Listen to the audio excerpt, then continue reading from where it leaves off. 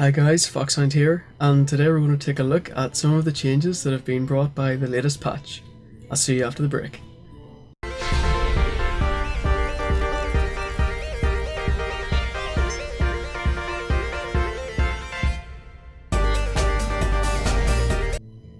Okay, so let's take a look at the first changed cards. One of the hunter cards called Unleash the Hounds was changed. This card is for each enemy minion, summon a 1/1 hound with charge, and it now costs 2 mana. Previously it cost 4 mana, so massive cost reduction. The reason why Blizzard wanted to change the card was because they wanted Hunter to have a form of AoE board clear. And that's certainly a possibility, although it might be the case that this is more useful to play as an aggressive card, because when you spawn a 1/1 minion for each of your enemy's minions, it might be unlikely that you get a favourable trade from that, but it might be a nice way to sneak in some damage. There's some potential here for combos to evolve as people play around with these decks. You know, anytime you have things that involve summoning, a lot of beasts maybe dying or having charge, these can often be used to combo effects, so you might see cards in the future used with this deck, such as maybe Sea Giant, or Timber Wolf, or Starving Buzzard, or Scavenging Hyena. But for sure this is going to be the centre of some new hunter decks, whether they're viable or not, but people will be playing around with this card, and I'm pretty interested to see how that turns out. So one of the other cards that was nerfed was the Mage card Pyroblast. It now is 10 mana, deal 10 damage. Before it cost 8 mana, so the change here has been that it's now 2 mana more expensive. And what effect would this have in the game? Opinions range pretty widely here, from it makes no real difference to it completely renders Mage unplayable, and the reality probably lands somewhere in between. Now, Pyroblast got nerfed probably because Blizzard have an ideal to nerf the cards that lead to non-interactive games. Now, some of the one-turn kill combos that they nerfed in the past actually led to the player being able to kill the other player with just what they had in their hand in one turn that was completely non-interactive. Pyroblast was never part of a combo like that, so to some extent you could try and manage your health and play around it, although it's still a lot of damage on turn 8, so it kind of makes sense from that point of view. One of the other cards that people were kind of pointing the finger at more was Ice Block, and Ice Block was played specifically with the type of freeze mage deck that tried to stall you out and then burn you down. And I think this change, as would have changed to Ice Block, kills that deck. There were a lot of changes made to the freeze mage mechanics in previous patches that made it much weaker, and this is probably the nail in the coffin for any type of freeze mage burn deck, because it makes it that much slower. It means you can't play it on turn 8, you have to wait until turn 10, and then when you get to turn 10 you can't also play a Frostbolt or a 2-drop or use your hero power, so it takes you longer to get to using the card, and then when you are using it, it means it's slightly less effective because you can't do anything else on your turn. It takes a whole turn. Whether it'll see play with Mage in general remains to be seen, although it probably will still remain in sort of mid-range or control Mage decks, and maybe even in aggro Mage decks, but where it probably will get cut is in any real hyper-aggressive rush decks, because now it's just too slow and it no longer synergizes very well with the freeze mechanic because it takes that much longer.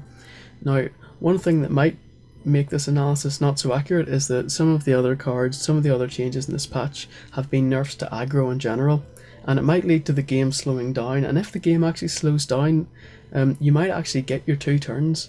So Pyroblast might start to come back as people build slower decks. So it kind of remains to be seen, although probably the card will still see play in your average Mage deck.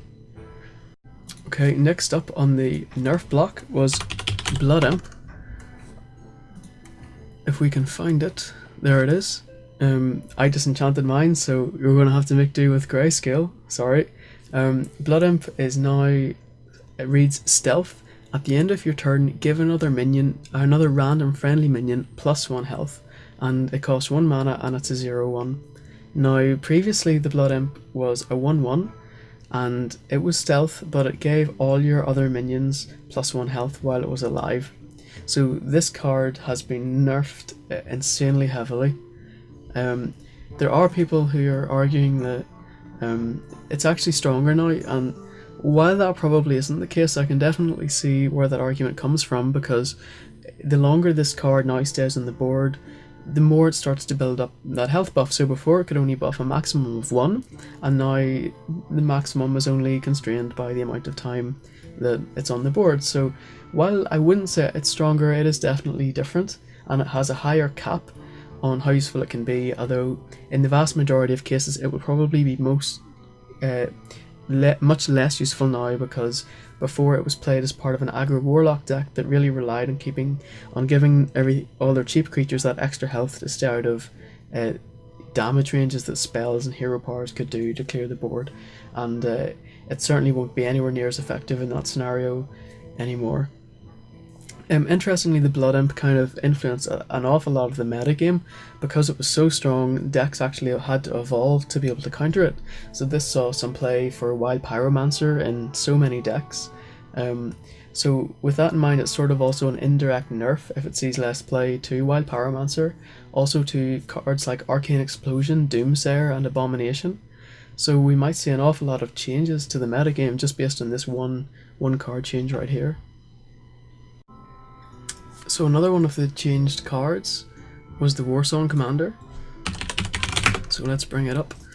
Warsong Commander is a 3 mana cost, it's 2/3, and now it reads, whenever you summon a minion with 3 or less attack, give it charge. And its old text was your other minions have charge, so it's again a pretty huge nerf to this card.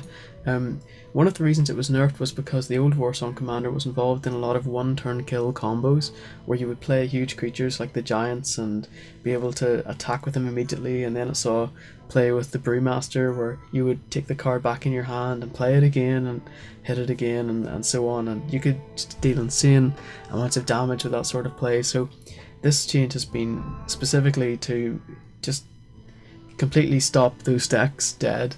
Those type of decks in that form don't work anymore just because of this change. Now, it's a slight nerf to Warrior in general, but as I said, it's mainly a nerf to those one-turn kill decks. And let's take a look then at the next card. And the next card is Charge, which is going to be tricky to search for. Let's see. There we go. It now reads, give a friendly minion +2 attack and charge, and it costs 3 mana. And previously this card cost no mana and said give a friendly minion charge. So again, it's of the same sort of principle, where you want to kind of disable these one-turn kill combos that could deal a huge amount of damage very cheaply for no mana at all. But it's also a nerf to the card in general in most cases. However, this might actually be stronger for slower warrior decks, like warrior control decks that don't have many minions on the board, but they want to keep board presence down on their opponent's side. Use this card as removal, where you give your friendly minion that you just played out of your hand +2 attack and charge to kill a big creature, even if you didn't have board control. So although this is a nerf, it might actually be a buff to warrior control. So that's the changes to Charge. So one of the other cards that saw changes was Abusive Sergeant. Pretty minor change to Abusive Sergeant. It now reads give a minion +2 attack this turn, and before it read give a friendly minion +2 attack this turn.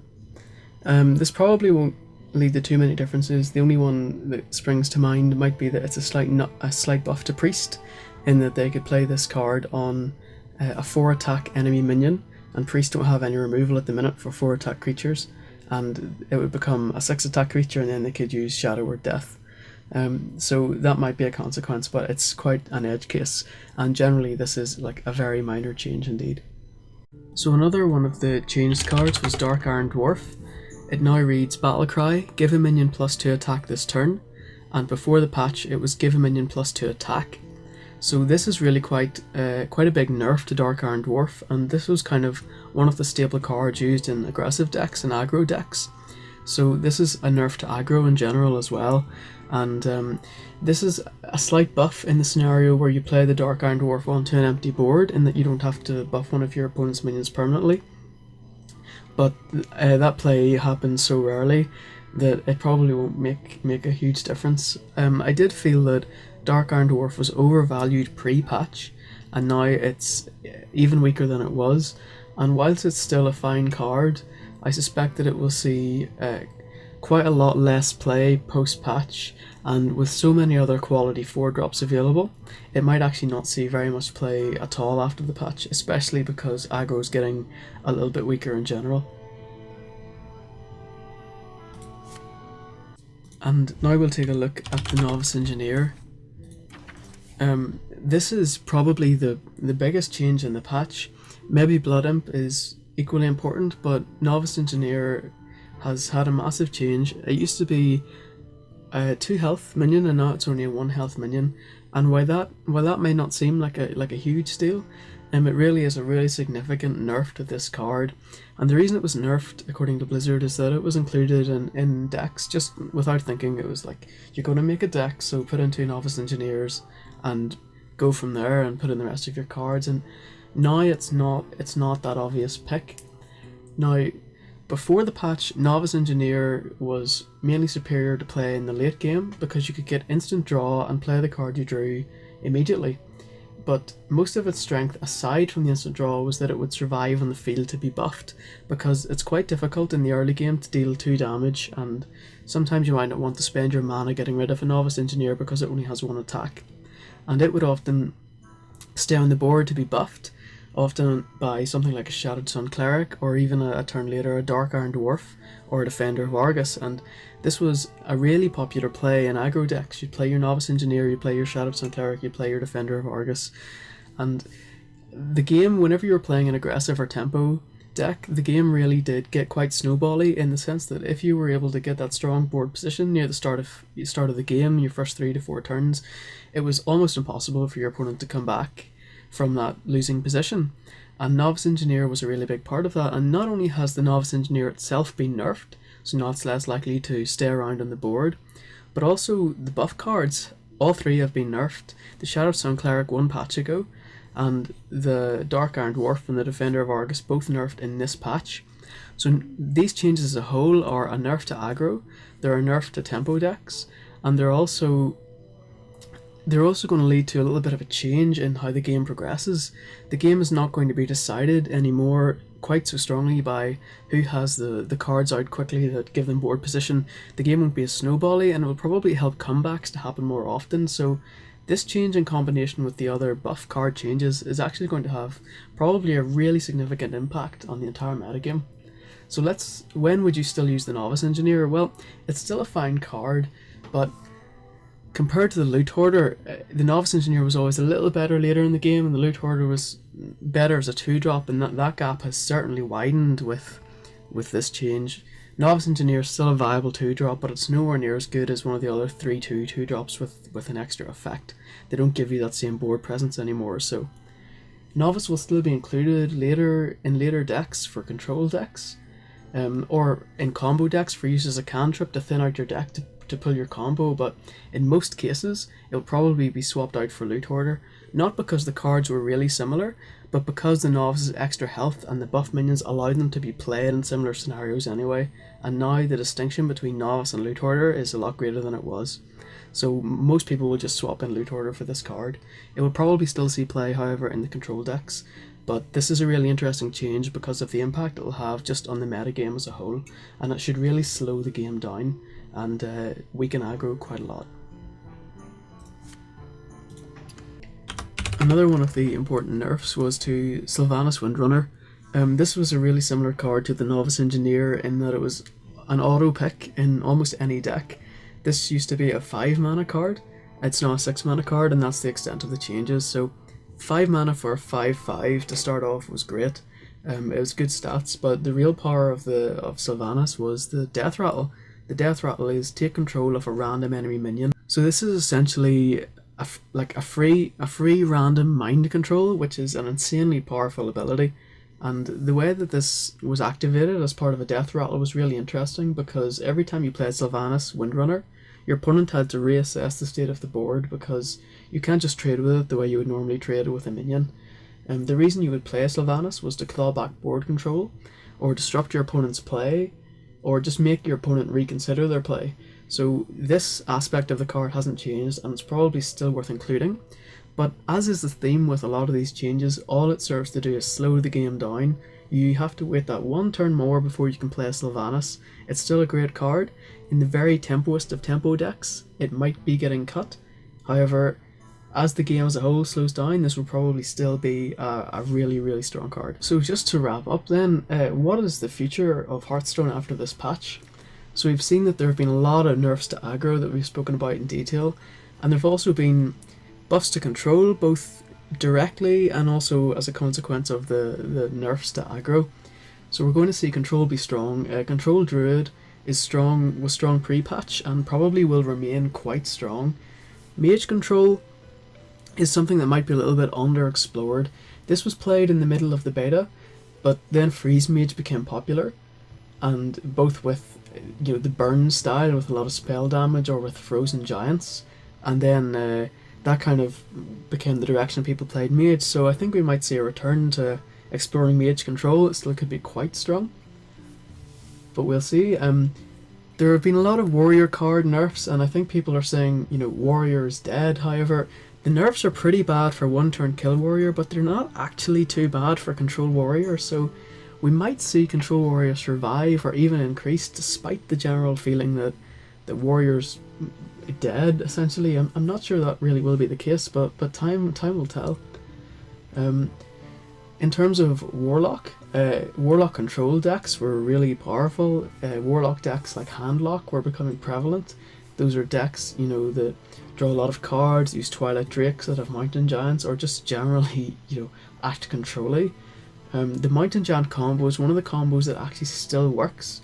So, and the game actually slows down, which helps control, so we should see actually these Warlock control decks that were strong before getting only a little bit stronger as a result of the patch, so that's definitely something to look out for. In terms of Paladin, is another one that we might see change. After there were people running a lot of Paladins with heals to counter the Freeze Mage and the Mage Burn decks, often they were the same deck.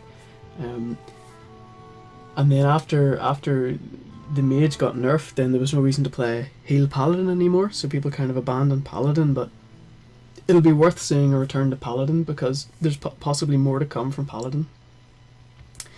Now, if you remember, before the aggro patches, or before aggro really became the way to go in the ladder, Priest was really strong. People were complaining about Priest. Everyone hated Priest and Mind Control and all the trolly Priest spells, and they never really changed. There was one nerf to Mind Control and that was it, but the class as a whole was still in existence, and Priest fell away because aggro became prevalent and it was just too slow to defend itself. However, now that aggro's going to drop off after the patch, we might actually see a return to Priest. It was the strongest control deck before, and maybe it can be the strongest control deck again. It's probably going to go up against Druid and Warlock for that title. In terms of Rogue, its strength was always in tempo. Rogue was an insanely powerful tempo deck. There have been some nerfs to tempo. The neutral tempo cards, some of them have been nerfed. The rogue cards are still there, but all in all we're going to see rogue probably get a little bit weaker, although should still be viable. One thing that's for sure is that the metagame is going to be extremely volatile as people react to all these patches. It'll change probably very quickly and it becomes very hard to predict. One thing that seems to be popping up already is a lot of people using the Hunter decks. And this isn't because Hunter has particularly got much stronger, but it is because probably Hunter Unleash the Hounds card has been really visibly buffed, so people are just playing around with it and playing around with Hunter, and Hunter hasn't been viable in the eyes of the meta for a little while, but there have been no real changes to it other than that one card, and it might have just always been good and people are just finding out. I see some people are having some issues with the Hunter beatdown decks, and while I'm predicting control to be strong, then there might be an idea to add in some heal into your control decks to kind of offset that constant 2 barrage of damage from the Hunter hero power. So we might see control being prevalent, maybe healing control being prevalent if Hunter becomes prevalent. But it's a very interesting time for Hearthstone, and hopefully some of these thoughts on the patch have been helpful and enjoyable to you guys, and thanks very much for watching, and see you soon.